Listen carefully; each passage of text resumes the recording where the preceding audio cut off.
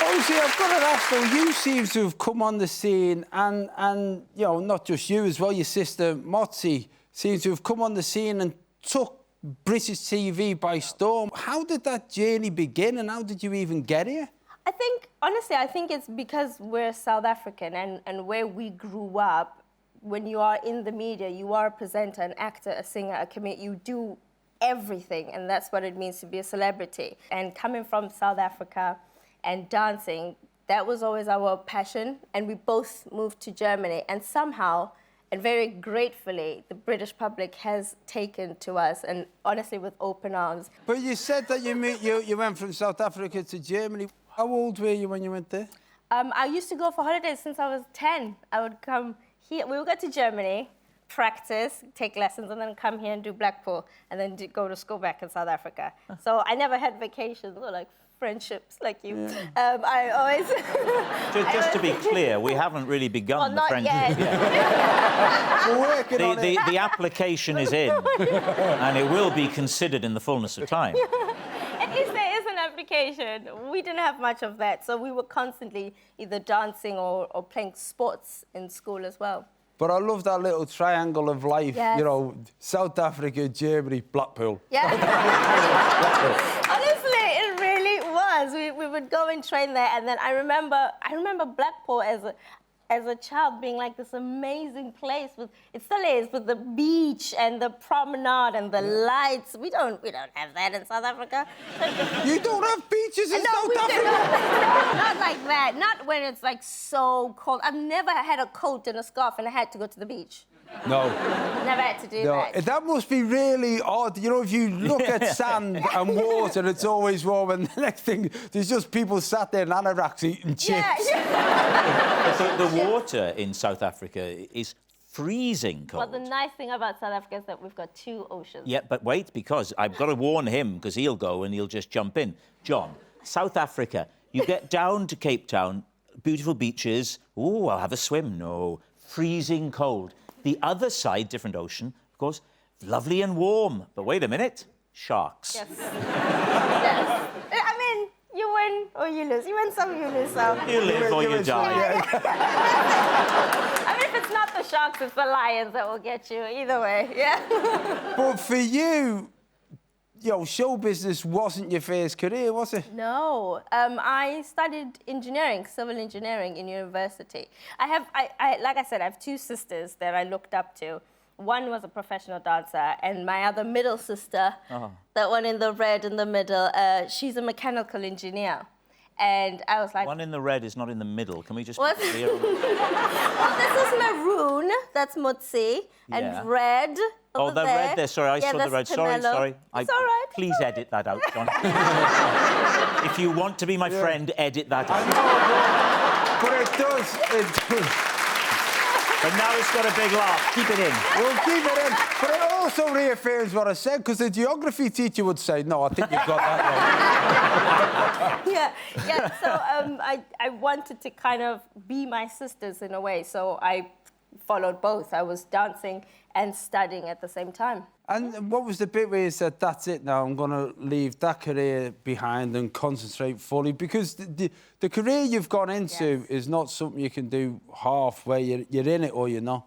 I think for me, it was...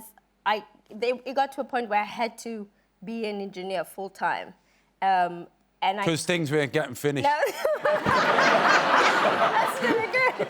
But it was the thought of then never having to dance again that didn't sit right with me. And I was like, I love this too much. I've been doing it way too long to give it up. And then I was like, do you know what? I'm going to do the opposite. I'm going to leave this and I'm going to go to Germany and I'm going to start dancing professionally. The TV was never my intention. That was never my intention. But yeah, I just wanted to compete. That was it. What about you, Rob? Was there ever... Do you want to compete? Did you have any South I'll be very honest with you. I mean, for me, I was always happy for... I'd have the civil engineering, yes, but the dance, I was always able to have the 2 together, and I never felt... and the geography teaching as well, that was coming in from another angle. It's very difficult, John. Was there ever a point where you went, oh, maybe I'm not going to live the life I want to live or have the career I want. I'm going to have to put bread on the table and do another job. Yeah, but for me, my version of that was that I wasn't going to get to do comic performances. I was going to just earn a living from my voice, because by the mid-90s, I'd been a radio presenter in Wales. I was in London. I was doing a lot of voiceovers. I mean, and I mean a lot, you know, from have a break, have a Kit Kat. Oh, that was you? That was me. Oh, it's been a lot of people, but for me, it was me for a while. Bounty, taste the exotic. Anything except chocolate. Philadelphia with chives. One of my favourites, 𝗬𝗂𝗯𝘀𝗰𝗍𝗶. What a feeling.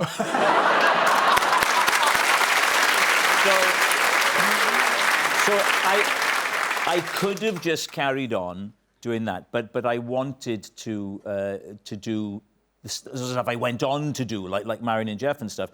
But that was my sort of fallback, was that sort of work, really. So you're back on the road with your new tour, which is different than before, because it's Rob Brydon, A Night of Songs and Laughter, which is a great poster. Thank you. Is this your first tour that's more singing than stand-up? Yeah, but I should make clear to people, it's not just singing. It's a bit of everything, really, the show. And you're doing it with a 9-piece band? An 8-piece band. Oh, what happened? Well, it didn't work out. The tambourine, Bez on the tambourine is now doing Dancing on Ice, so he's gone. No, that's more of a recognition of my terrible maths, because for a while I was saying it was a 9-piece band, and then one day I went, hang on a minute, oh no, it was that. Oh no, it's 8 actually. But for you, this is a good time to start something new, because you've been choreographing Cher, the musical. Yes, I have started choreographing Cher, the musical, alongside my own tour at the same time, which is a little bit crazy. And for me, as a girl from South Africa, to actually get a big show like the Cher is super, super, super exciting. So tell us about it. I mean, what is it? Is it a story of a life? Is it a musical, obviously containing her songs? Yes, so it is a story about her life, starting from when she started out in the entertainment world. And we do it from the version of 3 Chers. So there's a baby Cher, and there's Cher, the showbiz, and then there's also her thoughts about what she thought about the situation.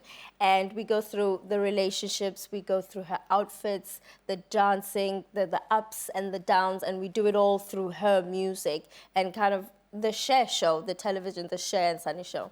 And if I obviously assume you're a fan. Yes, absolutely, absolutely. And you're a fan? Oh yeah, isn't it? Have you met her? I haven't met her yet. I can't wait. When you meet your heroes, it's that little bit where you go, oh, I don't want to be an idiot, but I want you to know how much you mean to me. It's so difficult. It's also difficult when you want to ask for a photo, because every time you have to say, I don't do this a lot, but please can I have a photo? But you know you do it every single time. Hey, what about you, Rob? Who's been your biggest hero? Yeah.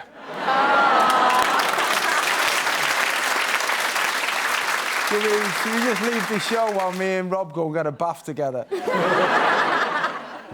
One of the big ones for me was when I met Bruce Springsteen, because I loved him for years and years and years, and I've now met him. I'm not counting, 3 times, and oh, there you go. That was the first time, and I was so excited and so beside myself that I went up to him. Someone said to him, "Oh, Bruce, this is Rob. He's a comedian here," and he went, "All right," and I shook his hand and I squeezed it so tight, and I said, for reasons I still can't explain, I said, "Thanks for the moments."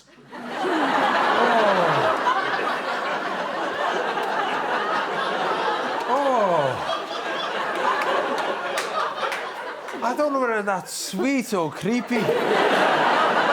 It's not good, John. I'm not going to... Well, we found a photograph of you as a teenager. Oh. Let's see this teenager photograph of Rob. Look, there he is. Now, at what level?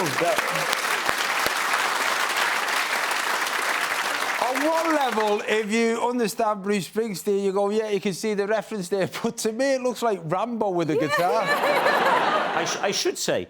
That was where my little digs in when I was in drama school. that would have been a friend, and for a laugh, we'd have done that. I wouldn't want you to think that was how I was dressing every day. and, you know, that was we meant to have... Now, the weird thing for me, there's Madonna on the wall. I have no memory of ever being a Madonna fan or ever having put a picture of Madonna up on my wall. Rob, come on, let's be honest. That's one of the moments. Yeah. Yeah.